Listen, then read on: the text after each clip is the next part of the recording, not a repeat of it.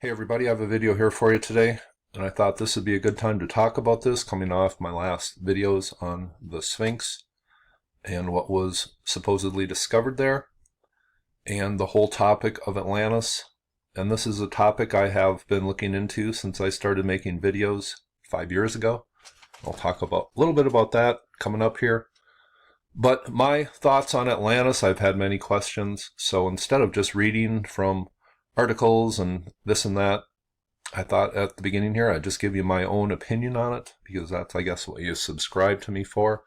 And I want to thank all my new subscribers. I had almost 500 new subscribers in the past week, by far the most I've ever had in a week, so thanks to all those people who have subbed. And the reason why I make videos real short is because what we have been told is inadequate and incomplete. A lot of it is correct, but there are whole chapters, early chapters to this story that have been left out of our history books, and it's clear from the ancient text that there is a story being told in prehistory that was reflected in the text and symbolism and the art of cultures such as the Mayans and the Egyptians and the Sumerians. But Atlantis, was this an actual place? What was Plato referring to? And in real short, Plato says that Atlantis went down 9,000 years before the time of Solon, and Solon supposedly got this story from Egyptian priests around 600 BC, so that dates the sinking or destruction of Atlantis to 9,600 BC, exactly when the geological record tells us something very, very bad happened on this earth. So that coincidence is one of the greatest proofs that this tale is told off of actual events.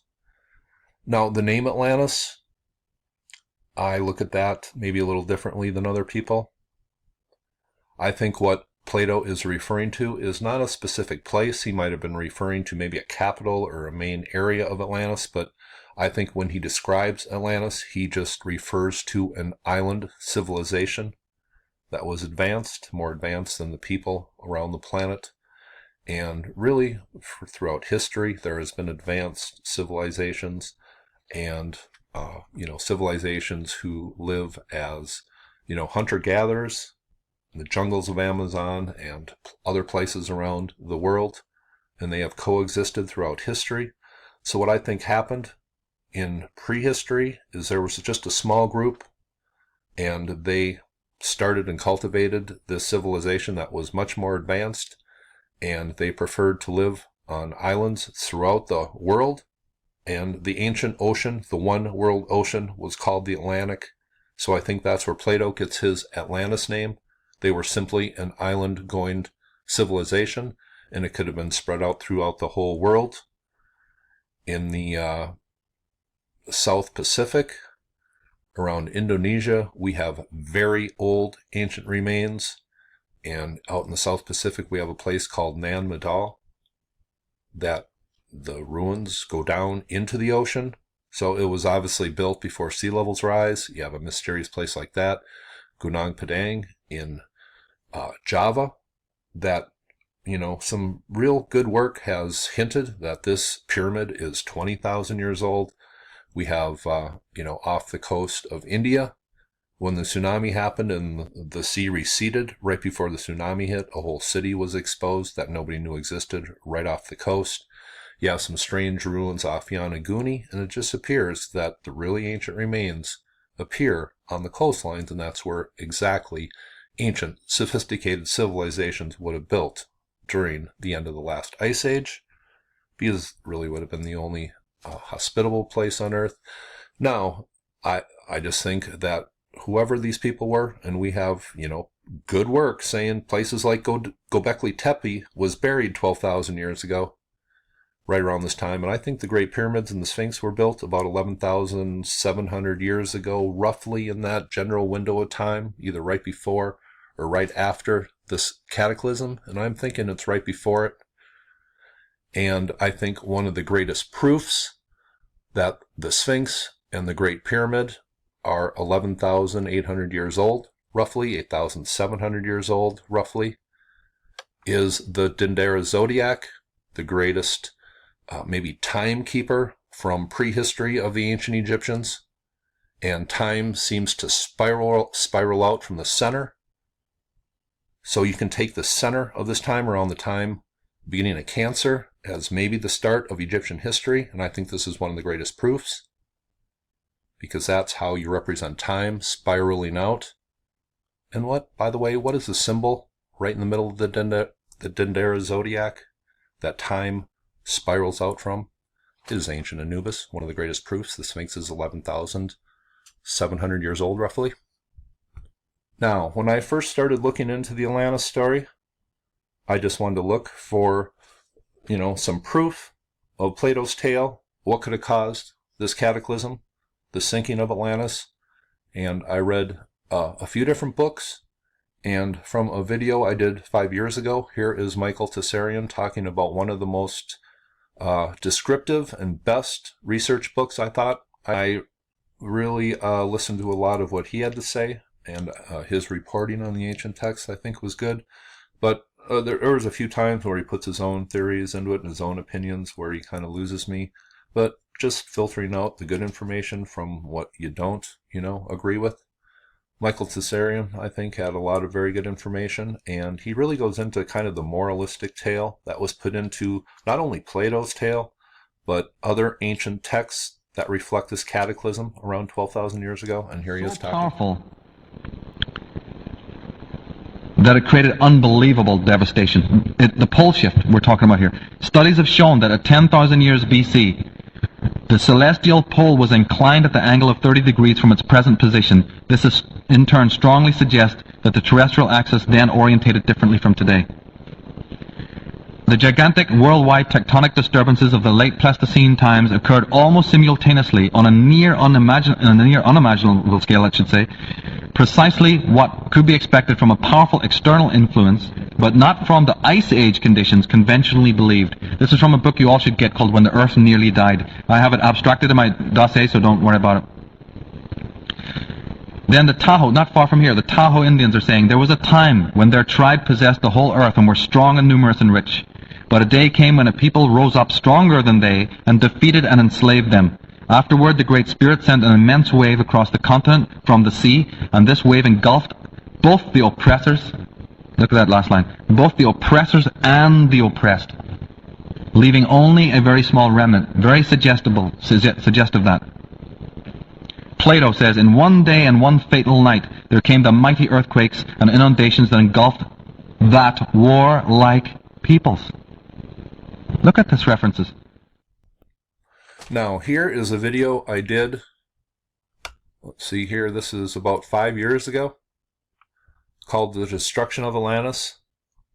And I know a lot of you in the past year or two have become familiar with Randall Carlson's work and his association with Graham Hancock, and the chapter in Magicians of the Gods that Graham Hancock dedicates to Randall Carlson's theory that a comet smashed into the North American ice sheet and created the massive flooding that geology says happened, and it's totally evident. But this is a video I did 5 years ago, and what do I go into in this video? I go into a extraterrestrial body, a comet or a meteorite, smashing into the North American ice sheet and causing massive flooding overnight, and this is from 5 years ago. I'll just play a little clip. It seems the ancient texts were telling us that something very bad happened, and civilizations had to move and change, and there was a great loss of life. And this is the same website here, signofthetimes.net, and we have proof that there was impacts in Pennsylvania and South Carolina. And if this was a meteor storm, it's not really that great of a stretch to say that maybe something impacted up in Canada too, and at that time there was still a huge ice cap left, and maybe all that ice cap got melted in one impact and rushed into the sea. We have evidence of large amounts, I mean massive amounts of water rolling across the upper New York area, creating the Finger Lakes of New York, and we also have evidence in the Scablands in Washington of a huge massive outburst of water. So maybe all of that ice got melted in one swift blow. And wouldn't that make sense with Plato's theory that Atlantis went down in one night instead of a long melting of the ice age that, people definitely would have noticed and just moved, and it wouldn't have been that big of a deal. But one thing that I find most interesting about this time period is that Göbekli Tepe was buried, and I really think the Great Pyramid and the Sphinx were built around this time, and I think they were messages to the future, and I think that is the reason why it was buried. They wanted their knowledge and their civilization preserved, and they knew they were in for some serious, serious doom.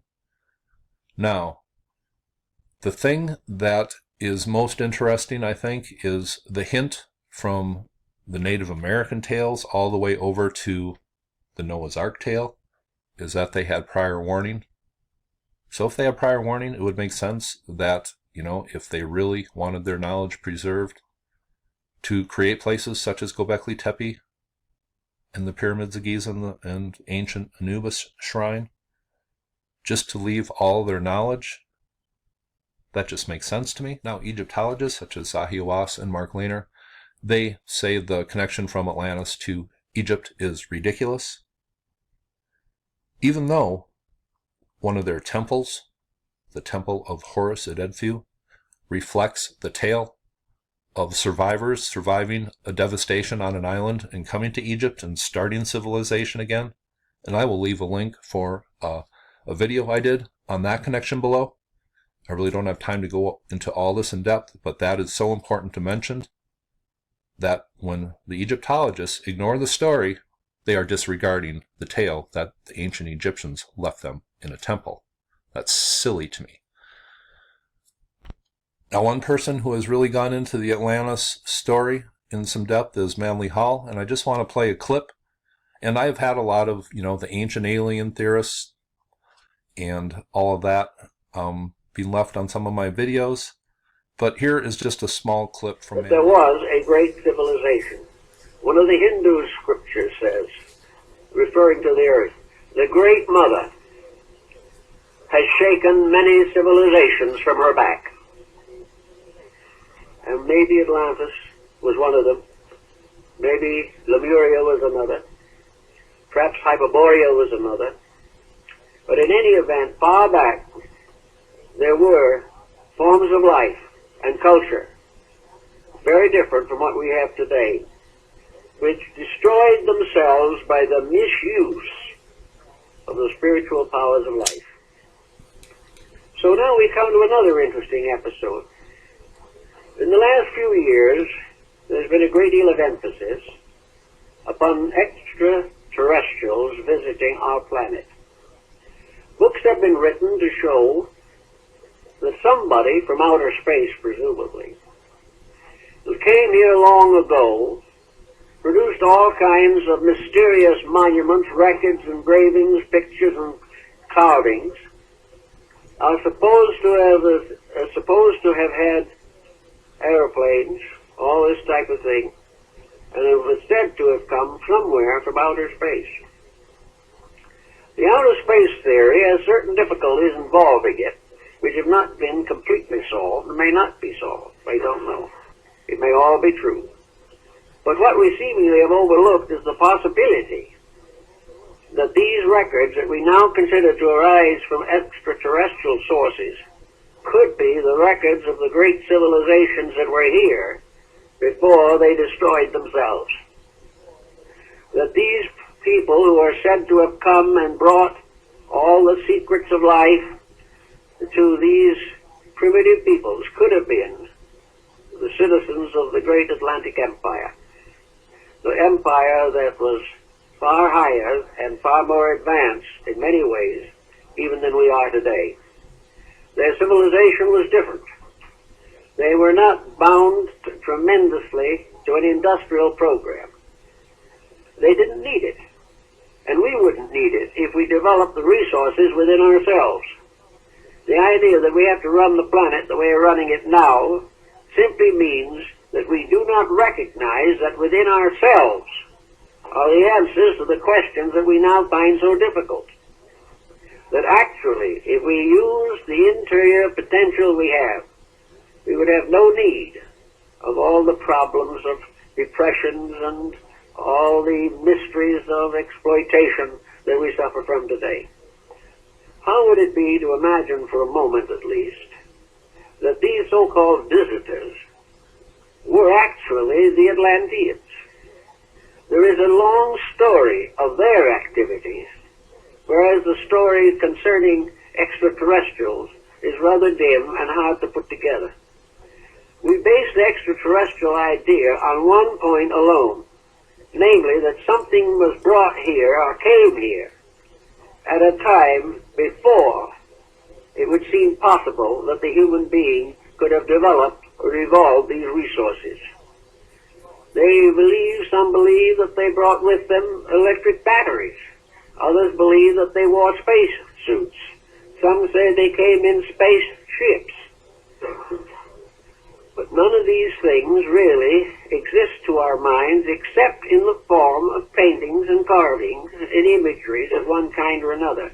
The main foundation of our belief is that something happened by which a culture came here or was here prior to our ability to trace its source. If we assume that there was a great source already here, it would simplify a number of matters and make it much easier to account for the travel of these mysterious visitors. Suppose these mysterious visitors were simply part of an advanced culture here. Now, a lot of you have heard of the Turin's Kings list from Egypt. That stretches back, some people say, 36,000 years, but it's a line of pharaohs and kings that goes back into history farther than the first dynasty of Egypt. And the Egyptologists will use this to give you their standard timeline of the pharaohs, and then beyond the first dynasty and back, they just totally ignore it. And people say that stretches back 3,600 years, or 36,000 years. I have looked into this a little bit, and I really can't give you all the details, and I'm probably going to make a video about this in detail, but I actually think that King's List stretches back about 6,500 years past the recognized history to exactly the timeline of around 9600 BC when Plato says Atlantis went down, and I'll go into more of that in a little more detail. Further proof, I think, that the Egyptian, or what became the dynastic Egyptians, started around 11,700 years ago. In short, I think that the story of Atlantis has definite merit just based on ancient text, and a lot of it isn't recognized by the standard model of history. And I think the greatest proof of Atlantis is Plato's story, and he dates it. And if you have followed Randall Carlson's work, he talks about meltwater pulse 1 or A and meltwater pulse B. These two massive, rapid outbursts into the world's oceans. You know, what we have been told is the ice sheets just melted in a gradual decline. But real serious work has been done on these, and there is two massive spikes. One at 12,800 years ago and one at 11,600 years ago, precisely when Plato says Atlantis went down. And I think that is the greatest proof of the reflection of Plato's tale, because if all of that water would have gone into the ocean virtually instantly, the island would have been covered up. It didn't sink, it was just covered by water, and that appeared, the island was sinking to these people, and that's what they wrote their tales off of. And just to end it here, here's Graham Hancock from a video I did, one of my very first videos 5 years ago, and I just hope you thought this was interesting. These are my thoughts on Atlantis. This is the Case for Atlantis. The earliest surviving mention of the lost continent of Atlantis was passed down to us by the Greek philosopher Plato. And Plato got his information, he said in the Timaeus, from Solon, an earlier Greek philosopher. And Solon, in turn, and lawmaker, got his information from an Egyptian priest, a priest of Sais in the Delta. And what that priest said, referring to records going back more than 9,000 years before his time, was this. He said that our Earth is periodically visited by a gigantic cataclysm, and that every time this happens, mankind is forced to begin again like children, with no memory of what went before. And I suspect, I really do, that that's what we are. We're a species with amnesia. We're children who've forgotten our own parents.